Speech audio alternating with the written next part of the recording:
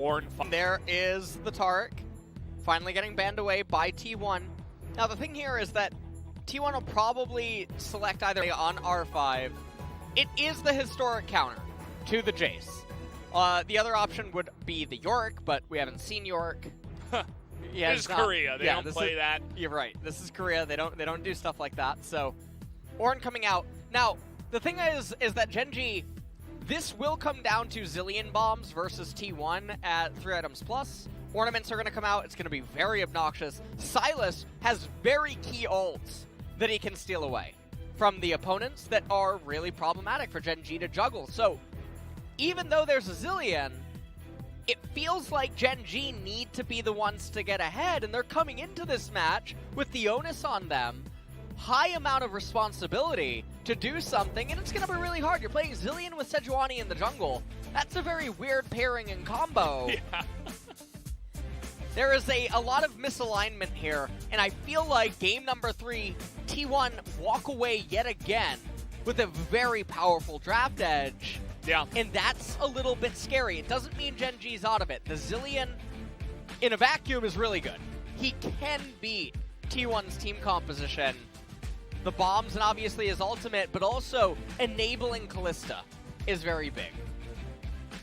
Absolutely. I mean, just enabling her to be frontline and giving her a lot of speed, and of course, reviving her when she does go down. So guys, very interesting draft. So once again here, Gen.G this time on blue. Let's jump into game number 3.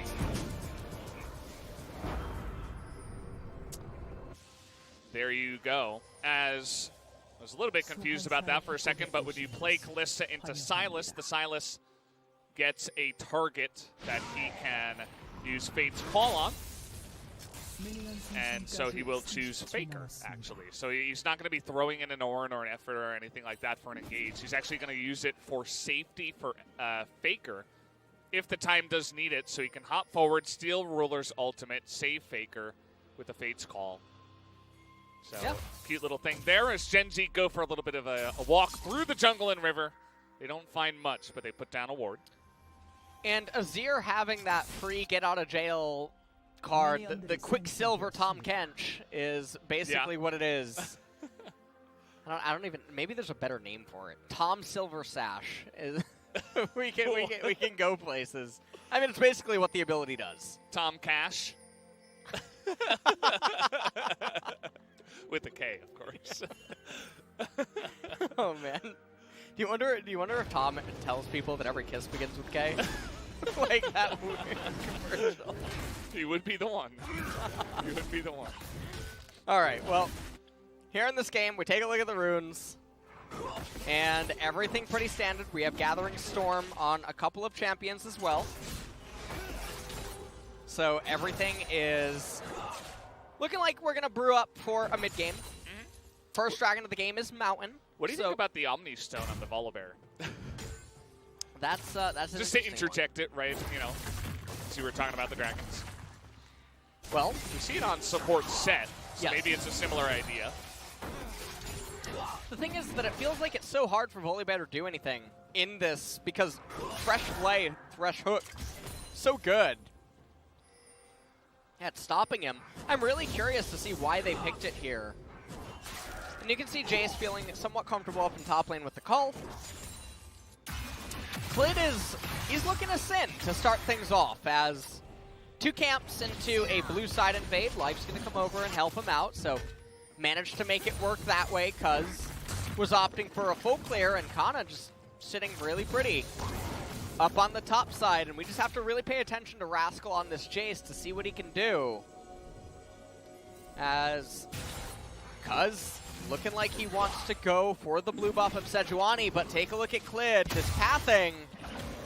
Now, Cuz has Smite, and this can get a little dangerous given that Jace has Prio, but it looks like he's going to be able to get it and steal it away.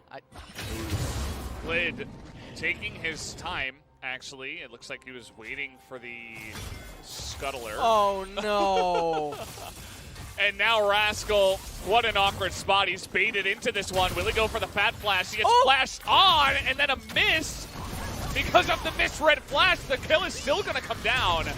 But the roam up here from BDD will net Gen G their own kill, although First Blood was given over to Kana. And the thing about this is that BDD did end up roaming. Now, Faker actually killed all the minions really quickly, perhaps wanting to get a recall off that doesn't consume his teleport. We'll have to see. And take a look at this. Cuz comes up, and he goes for now he's playing a mind game right there by holding on to it to see if Jace will flash first, and then mispredicts where exactly Rascal ended up flashing to. And it ended up being a 1-for-1, but that's not the end of the world. So First Blood went over to Ornn, which is really valuable. He ends up building a Ruby Crystal first. Life and Ruler are going to pick up the Scuttle Crab on the right-hand side. And all things considered, it's not that bad of an opening for Gen G, but Mountain Dragon is something that T1 wants to be able to get early. They want to lock down that objective if they can, because after that start, it's just going to return to the Krugs that are going to be respawning here. Faker himself just farming it out. He's going to be a bit ahead on CS because of the way it did go down in the mid lane.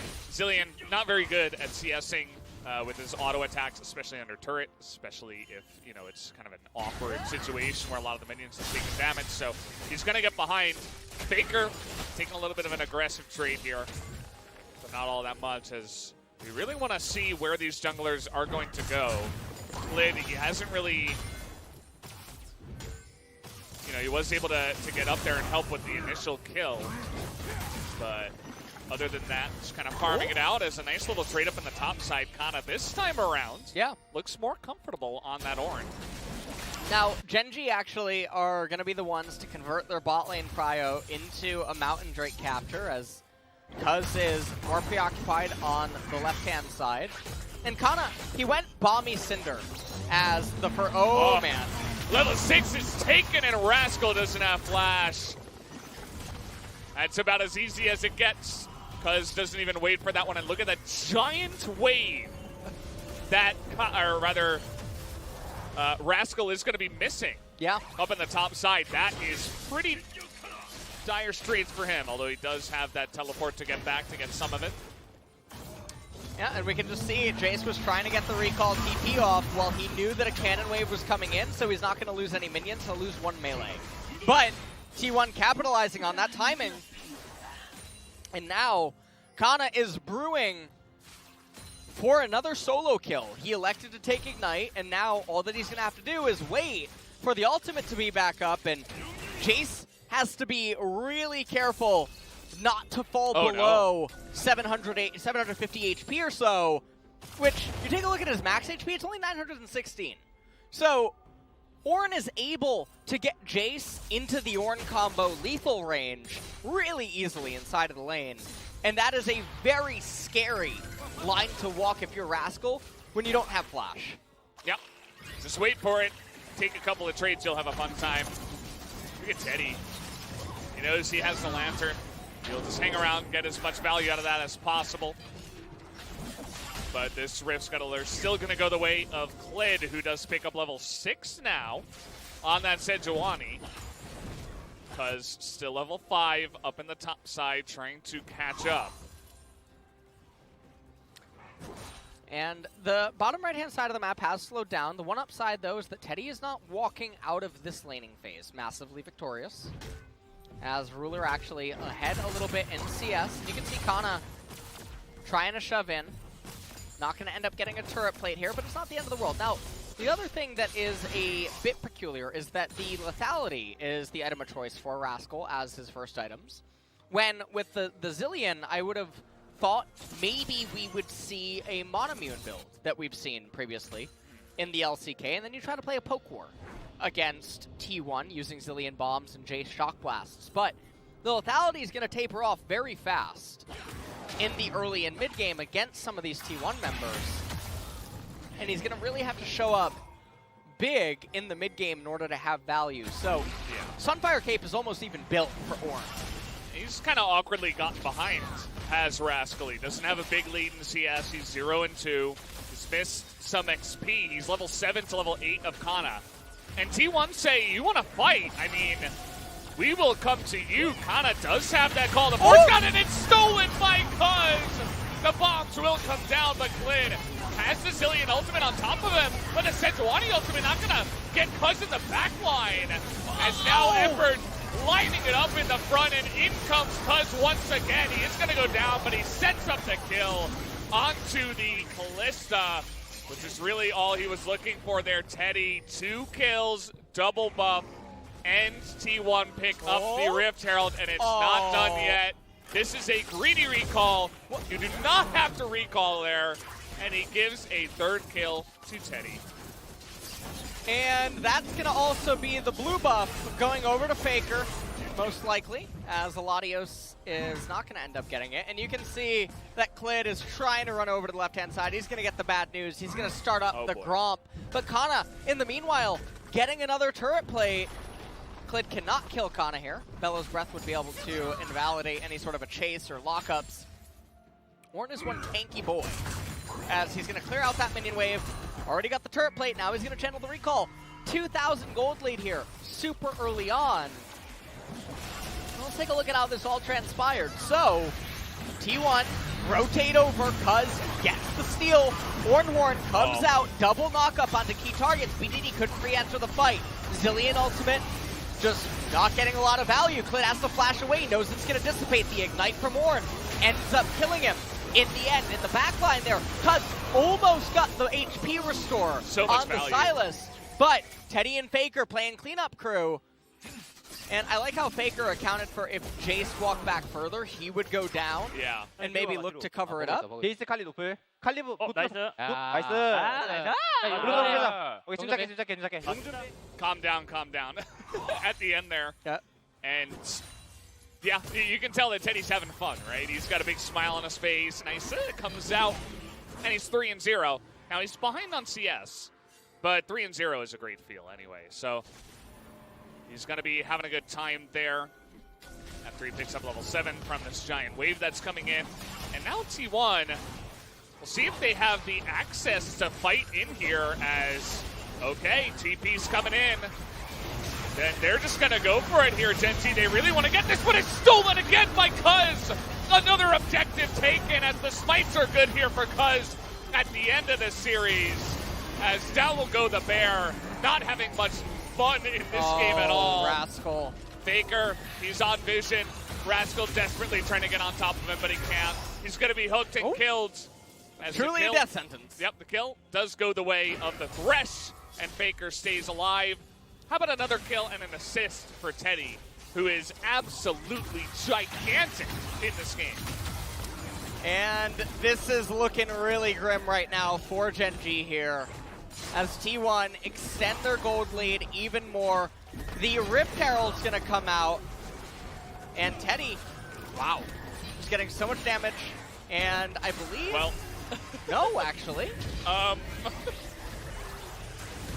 don't even know what to say about this. 700. He even barriered early. That was just a little bit of overconfidence, and whoever was saying calm down, I think they got to tell Teddy one more time. Well, we take a look at this team fight. Another really good steal away. Rascal couldn't quite kill Faker. And then look at the right-hand side. He misses yet another shock blast. Feels really unfortunate. And then it was all just about dogging him down here. So let's take a look at this one more time. Silas, point of view. Windows mode. Look. And he has the Zilean ultimate. He says, I'm okay. And then it comes back into live, and they commit a teleport here. BDD slows down Teddy, goes for the double bomb, and Clid actually takes it, which... Why? Yeah, well... Why? That was even, killing Jace fast, I understand. He can be scary at times. Killing Teddy, who's on 0 health and is going to die to the bomb. Just give that one over. BDD will be desperate for gold as the game does come along.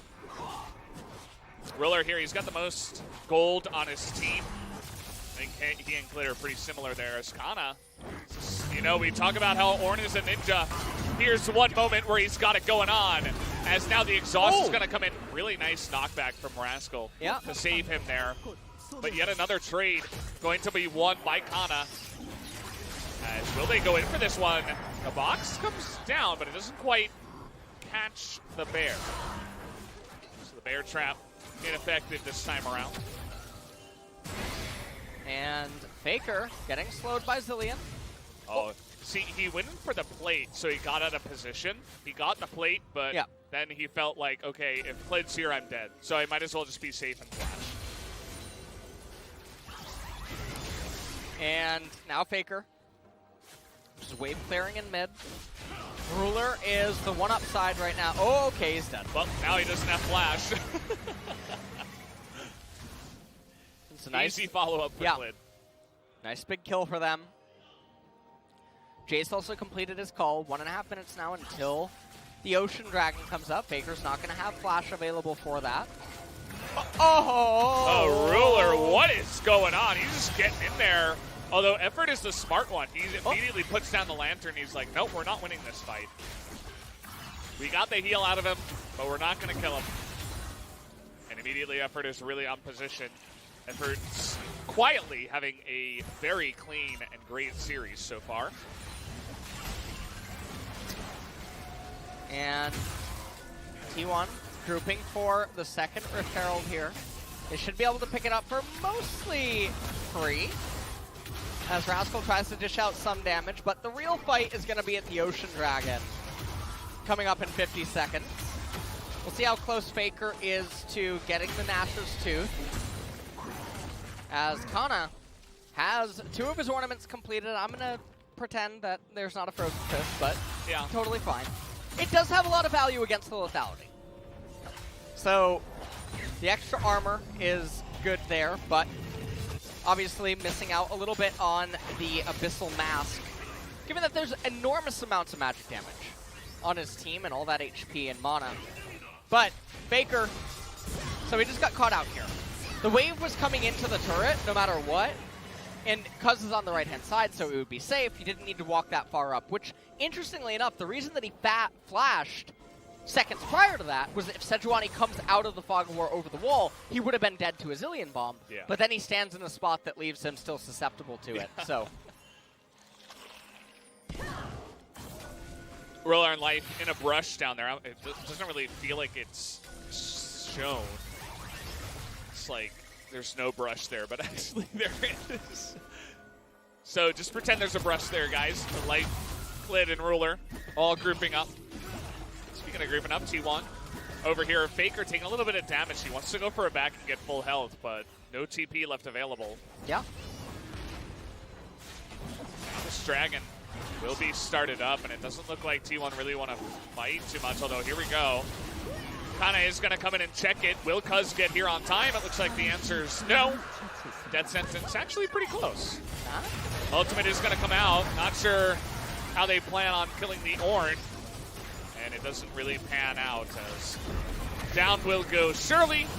And now they found BDD in the mid lane. Gonna force that ultimate out here from the Zilean. Shock Blast doing a lot, and in goes the bear into that back line. But Kana and Cuz having a lot of tankiness between the two of them. Kana just gonna heal with that unsealed spellbook, and the push will continue. They take out a turret in the mid lane after all of that action. And T1, they're still retaining about their 3,000 gold advantage over their opponents. They're waiting on more core item completions to come in. And Ruler is the really scary problem right now, because he is so massive on this Kalista. He has almost a third, I mean a little bit over actually, 30 CS advantage here over Teddy. Kana gonna rotate down to bottom. Now, if you're T1, you still have 10 minutes until a soul would come up. You can easily just scale into ornaments and keep purchasing them on all of your champions. So you get Zhonya's Paradox on the Sylas, get the Molten Edge for the Aphelios. And you can see that Thresh already picked up the Mikhail's Crucible. And things are in a little bit of a standstill now. It's very hard for either team to force a team fight without the opponent somehow being able to consent otherwise. That is very true. I don't think, unless there's a big mistake making, that either unless there's a big mistake made, I don't think anything's going to happen here. Speaking of mistakes, you have Life getting hit from downtown, but the Volibear is going to be able to heal back up and be just fine, but did have to flash away from that one, so a little bit of a mistake made to grant T1 some ability to move in here on this top turret. And as it currently stands, Faker still just shoving away up in top lane. Not really doing a whole bunch. We're just going to play ping pong now. This is one of our favorite pastimes here in the LCK. Big fan. It wouldn't be a final without it. It's true. We need to have it here as, is that 334? Oh. That is 334. Yeah. Okay. Yeah. It's a thing. Ooh. Like, who wins this trade? Yes, nice knockback, but... like, Ornn is very unpleased. That was his full combo, like everything. Yeah. He could have used. Every cooldown in his kit. Let's hear he's like, I can't help you! What am I gonna do? There it is, the mage. The wizard. The absolute 200 IQ genius that is a Ornn from 2 levels ahead, is able to clap the Jace in front of the two of them. And that tank has Smite, by the way. He's level 13. Yeah, and he TP's in, and Sejuani on the right-hand side of the map. Now, she should be able to get here in time for this to be a Smite fight. You can see Klid almost there. He has Flash, and remember he has his ability to move forward. Okay. Oh, but he gets stopped! Okay, gonna get in there, and, well, there you have it. The Smite will go the way. Oh! That's a nice couple of bombs. In goes Light. Do they have the damage, though? And the answer is no. The AoE damage coming out here from Teddy is huge, and Ruler is trying so hard, but he can't quite do it alone. As now we got another Ornhorn, by the way. It's up again. They've got one Cloud Drake. It's going to help out a lot as down you go. That's a bruiser, by the way. Just going to smack him down. And that will be another kill going the way of T1. They take Baron. They get pretty much everything. As now with the Ocean Drake coming up here, T1 are just so far ahead. Well, that is potentially the nail in the coffin, Valdez. That was such a series of events that just ended up unfolding. And I have no idea what to even say about it. And remember, this is Ornn, the Mage, Death Knight, Paladin, Hunter, Rogue, Warrior, Enchanter, Tank, Bruiser, Wizard, Warlock, Priest, Assassin, Gunslinger, Druid, Shaman, Necromancer, Ninja, Bard, Monk, Robot, Conjurer, Blacksmith, Mystic, Warding, God, Illusionist, Templar, Wizard, showing what he can really do here in this game. The Baron ends up going the way of T1. Klid almost was able to get there. It was a Hail Mary attempt, and the Volibear sort of goes in, but then I don't know what he's supposed to accomplish, because it's not like he's being fasted by Senna, and he has excess items or even higher base levels. So, for the most part, just able to be ignored, and like you pointed out, much like a wizard, Ornn has the ultimate up again, and Rascal just gets brought down. So, in live, though, we get another fight. Omnipotent. Yeah, and it looks like the high fives are already coming out. I think the coaches know this is clean so far, this series. Now Cuz has got the angle. Oh no. We're going to get the knock up here, and you see just huge amounts of chunking in the front line as BDD just desperately is going to get that double stun, but it doesn't matter. As everybody else is just going to be burst down. They're smacking them with their wallets, as our good friend Atlas would say. And there it is. The hook is going to come down. No more ultimate for you, BDD. See you later. Effort's going to go down, but it doesn't matter.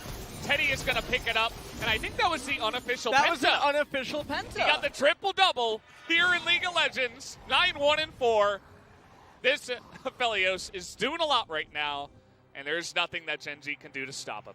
And I think that this is probably all she wrote. T1 have now gone up to almost a 10,000 gold lead here at just such an early game point, all things considered, for what we expected out of these two team comps. And take a look at this. As the Ocean fight, you can see Gen G, they're lining up for Ornn. And even though he doesn't hit a Miracle Ultimate, it's so hard for Gen G to juggle the aggro. You have a Jace playing backline, trying to peel for the Kalista and the Zillion, but Zillion isn't over enough right now. The base level performance on the side of T1. Insane value with really good angle of engage for T1, where Gen G just put it through the jungle edge.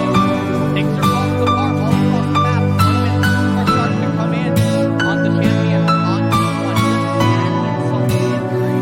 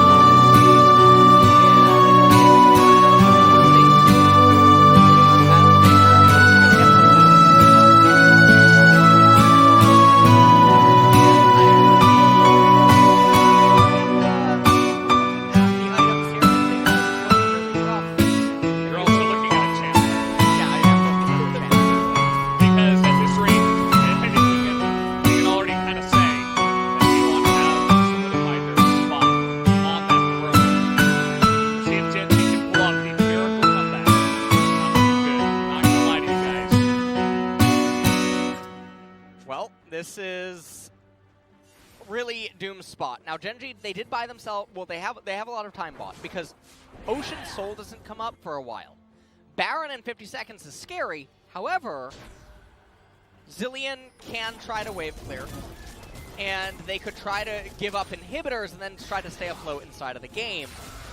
So maybe worst case scenario, if you're a T1 fan, you're waiting about another 9 minutes for an end.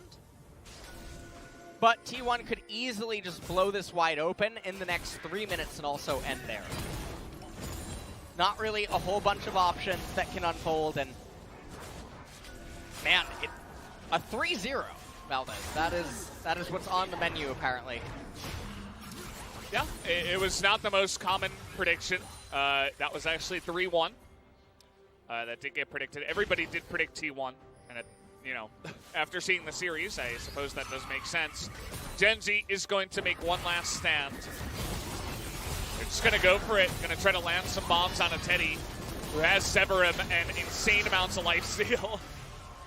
He's 9-1 right now, as he's just frontlining. I'm not sure about that one. He does have stopwatch. Can he actually get out of this as he immediately flashes, and look at the AoE damage.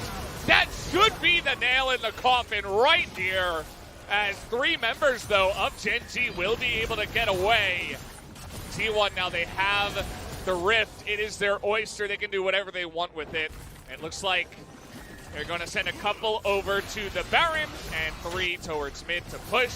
Because as I mentioned, they can do whatever they want. They can even teleport Faker back into the fight to continue pushing, as there's still 20 seconds left on Ruler's death timer. And they're achieving multiple things at once here. They're gonna raise the mid-inhibitor turret while getting the Baron. Yeah. Not gonna push to end just yet. They're gonna go for a reset off of this, probably pick up the Ocean Dragon. And things are looking really grim. 13,000 gold lead here for T1 in 27 minutes. And the Fabled book has been completed, and in it lies on the first page, Gen G. Absolutely. They've written it down. Look at Teddy. He's like, yeah, okay, whatever. So Teddy ends up going golden. It buys enough time for Oladios to do a lot after he comes out of the stasis. And it was just a pretty easily won team fight. Well, Rascal here, just to add insult to injury, is going to be demolished in the bottom side. And there's the Ocean. As you do see that it will go down. One more away from the soul. Yep. as this feels like the end of an American football game, you know, where they're like 14 points ahead and there was an interception. It's like, okay, there's 2 minutes left in the game, but everybody's already celebrating. That's the way it actually feels right now. Because T1, there's, you know, Teddy almost has 5 items, or full builds at this point at 30 minutes. They're just tanking it. Kinda, you know, he's got like 400 armor. What does he care? TP will be coming in. As there's the engage, they find Ruler. He is going to flash away, but for how long? He is actually able to get away from the engage of Cuz. As Cuz will just hop away. Down goes another inhibitor. As from downtown, by the way, he's just going to ult himself just in case.